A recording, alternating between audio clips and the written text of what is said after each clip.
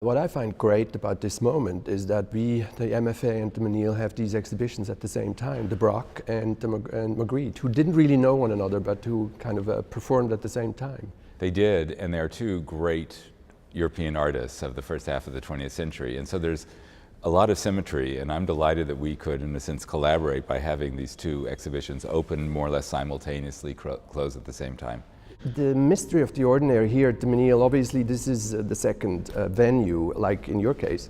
And here, I think the installation is very, very different. We wanted to kind of give each painting the aura, or the kind of lighting and color that it needs, because Magritte is a very complex artist, and I think installation is very, very important. So colors, wall colors, creating rooms rather than isolating paintings was a principle for our installation. I think it's a superb installation, and I love your dark grays and almost black walls, the charcoal walls. And it's great that you were able to both create a room and then isolate the paintings on either side of a door. Yeah. So you can contemplate one work, but at the same time look around and see what he's doing in a related manner. Yeah. With the Braque exhibition, we had larger spaces, yeah, and we tried to fully express individual moments.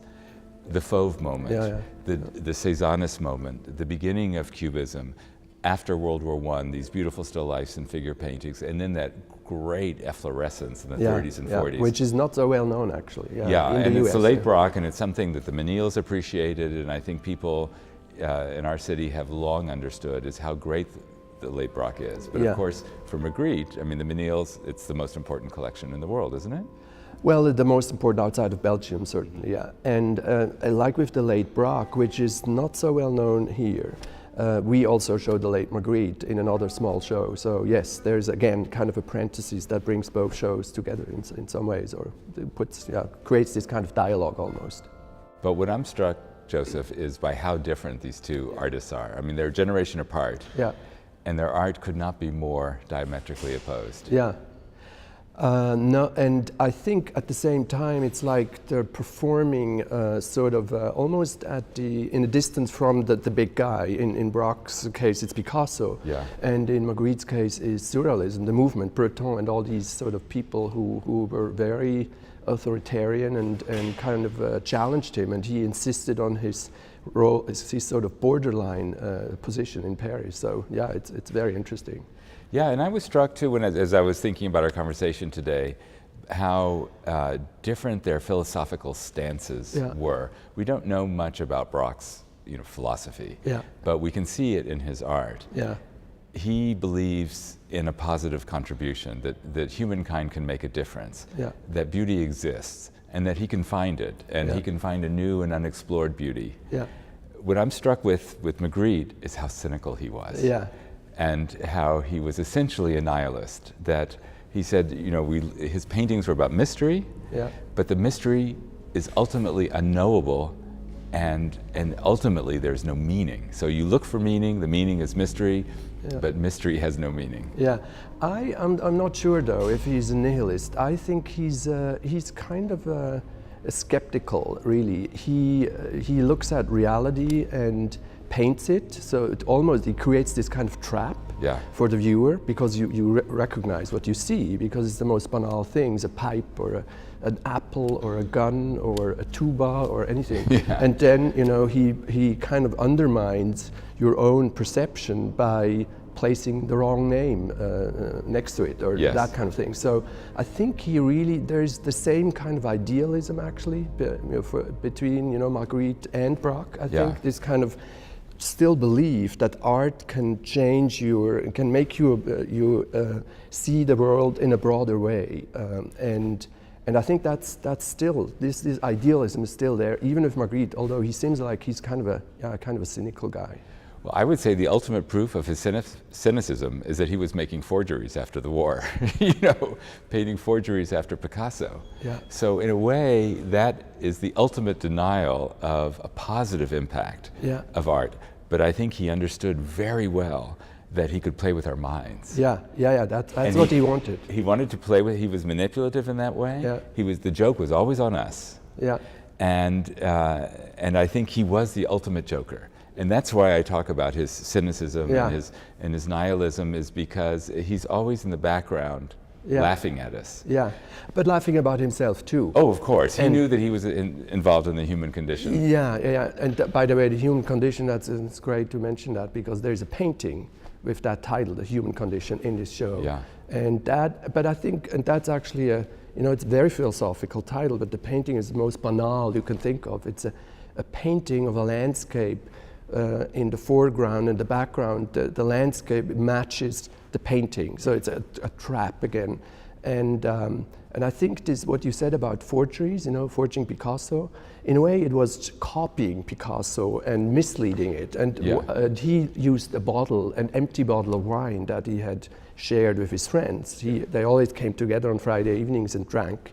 And he painted this Picasso, and he said Picasso, this is a after Picasso. Exactly. So there's this dialogue with this great artist that both artists had, in a way.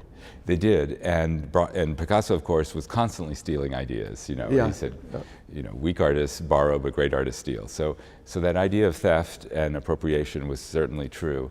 I think in Braque's case, though, he really believed in the integrity of his works, and he believed in this notion of beauty and positive advancement. He believed sincerely in European culture, and in French culture above all. And of course, after the war, he emerged as a kind of poster child for the Gaullist Party, La France Profonde, the kind of basic values of classicism, plus modernity. In his art, I always see measure, rhythm, beauty, poetry, nuance, all these adjectives that we associate with France. And I think in the case of Magritte, what I see is sly, witty, clever.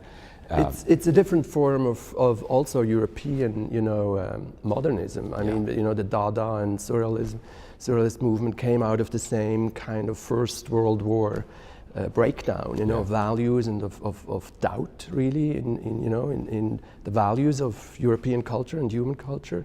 And of course, Braque was totally marked by the First World War. Absolutely. Magritte was too young to be drafted, but he was marked by the Second World War. And I mean, they lived in a time when Europe was kind of disassembling altogether in the 20s and then 30s, of course. So I think it's fascinating how they went through the same through the same time, but as you said, they took completely different paths. Yeah, but they were marked by the same events, as you say.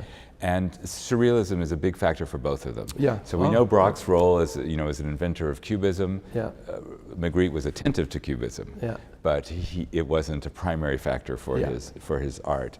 But it's interesting to think of the birds in Magritte, his apples and hats and his motifs, and then the birds in Braque and his billiard tables and his studio paintings, in which a surrealist disconnection, Lautréamont's umbrella and sewing machine on the autopsy table come together, the unexpected conflagration of objects. I think above all, what Braque was doing was trying to recreate human experience, always looking for space and tactility, and always orienting the viewer physically in his art.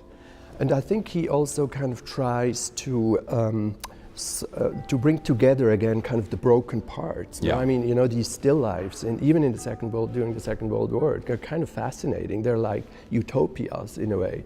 And then Magritte does the opposite. He really, kind of underscores the problematic side of the contemporary world in a way. So it's a strange... It's that French tradition, Matisse expressed it, he wanted his painting to be like a comfortable armchair. And so Braque is providing those more than a comfortable armchair, but these beautiful rooms of repose in which we can lose ourselves and find beauty and peace, but always unexpectedly. So unusual color combinations and extraordinary application of paint. What I find fascinating about your exhibition is that, since it's the early Magritte, one sees him learning how to paint. One sees him polishing his craft. And of course, in Braque, you can see the same thing. And I think that's a very big difference between the two. And Braque really cultivates this kind of you know, this kind of high culture of French painting, sort of the peak of it. And he doesn't, you know, he still believes in that, and Magritte doesn't. He really paints like a Sunday painter in a way, and he's making that intentionally. And then, so he arrives at that point where you think, well, what is this academic painting? Is this modern painting, or is this just kitsch? And so Braque is really very different in that regard. But what I see is, at least from Magritte's perspective, I see him perfecting his Sunday painter approach. Yeah. And so what is rather awkward in the beginning and kind of touching becomes very slick at the end, because he really nails it. Yeah. And Braque, of course, is always trying to create some spontaneity and novelty in his art, and always pulling back from his proficiency. Yeah, no, there's also the almost recycling thing that Magritte does, not only recycle his own motifs and themes, but even other artists, as you said earlier. And I think, but Braque does that too in a way. You know, he revisits his own. Absolutely, the birds, the studio, the still lifes. Well, it's. I think these two shows are wonderful, and I think it's great that they're together at the same time here in Houston. It's really marvelous. I mean, it's so exciting that in our city we can see two extraordinary retrospectives of primary artists of the 20th century. Yeah.